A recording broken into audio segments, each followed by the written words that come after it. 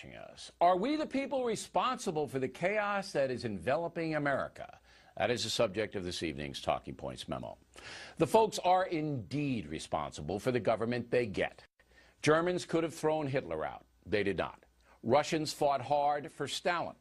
The Chinese surrendered to Mao.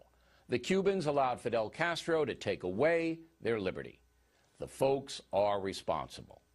And now Americans are faced with a citizen challenge, not at the levels of totalitarianism, but a very serious economic situation.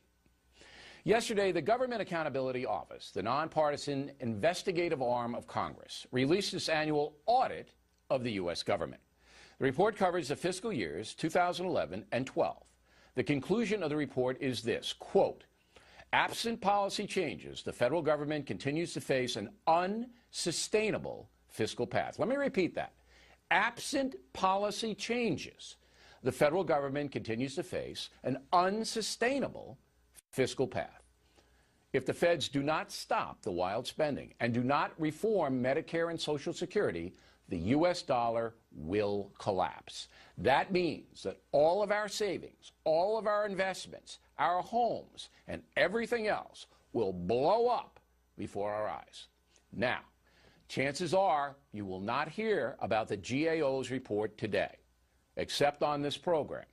The liberal media will not tell you what is going on. The reason?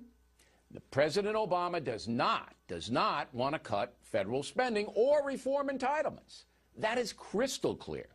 And the media loves President Obama. So the folks be damned. This is like telling people standing on a beach, hey, a tsunami's coming, and if you don't move, you're going to be killed. But the beach folks say, I like it here. I'm not moving. And then eventually the wave sweeps them away. That's exactly what's happening now.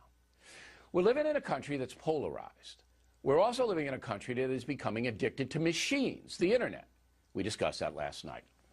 Many American citizens, perhaps most, are now too lazy to pay attention to their country. They're selfish, caught up in individual pursuits. Thus, the federal government has been allowed by we the people to get out of control. Last year, the Fed spent $1.1 trillion more than the government took in. That is grossly irresponsible. The debt now approaching $17 trillion. President Obama, the biggest spending chief executive in history. So, I have to play Paul Revere here. I have to continue to tell you the truth.